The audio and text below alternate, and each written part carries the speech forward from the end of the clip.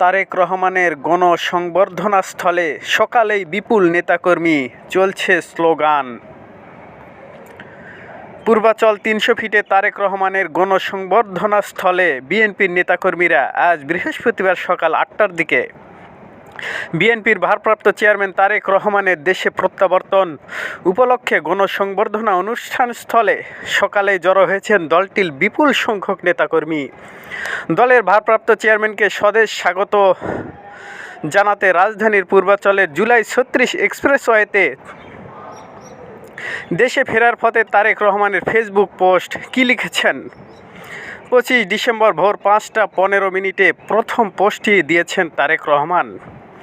যুক্তরাজ্যের লন্ডন থেকে দেশে ফেরার পথে নিজের ভেরিফাইড ফেসবুক পেজে একাধিক পোস্ট দিয়েছেন বিএনপির ভারপ্রাপ্ত চেয়ারম্যান তারেক রহমান।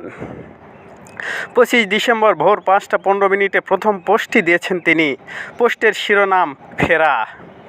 এই পোস্টের সঙ্গে তিনি নিজের একটি ছবি যুক্ত করে দিয়েছেন।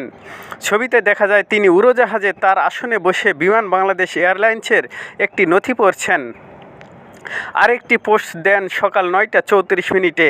এই পোস্টটি তিনি লিখেছেন, দীর্ঘ ৬,৩১৪ দিন পর বাংলাদেশের আকাশে। এই পোস্টেও তিনি নিজের একটি ছবি দিয়েছেন। তারেক রহমান ফিরছেন আজ, বিএনপির নতুন করে পথ চলার সংকল্প। তারেক রহমান কবে দেশে আসবেন? গত বছরের ৫ আগস্টের পর থেকে এটি ছিল অন্যতম আলোচিত বিষয়। আজ ২৫ ডিসেম্বর বৃহস্পতিবার সেই দিন। সব আলোচনার অবসান ঘটিয়ে তার আজ বেলা ১১টা ৫০ মিনিটে ঢাকায় অবতরণের কথা রয়েছে। গতকাল স্থানীয় সময় সন্ধ্যা ৬টা ১৫ মিনিটে, বাংলাদেশের সময় রাত ১:১২টা তাকে বহনকারী বাংলাদেশ বিমানের একটি ফ্লাইট ঢাকার উদ্দেশ্যে লন্ডনের হিথ্রো বিমানবন্দর ত্যাগ করেছে। ১৭ বছর আগে ২০০৮ সালের ১১ সেপ্টেম্বর তারেক রহমান যখন পরিবারের সদস্যদের সঙ্গে লন্ডনে যান, তখন তিনি ছিলেন বিএনপির জ্যেষ্ঠ যুগ্ম মহাসচিব। এখন তিনি ভারপ্রাপ্ত চেয়ারম্যান, দলের দ্বিতীয় প্রধান নেতা। মা বিএনপির চেয়ারপারসন খালেদা জিয়ার গুরুতর অসুস্থ হয়ে ১ মাসের বেশি সময় ধরে এভারকেয়ার হাসপাতালে চিকিৎসাধীন।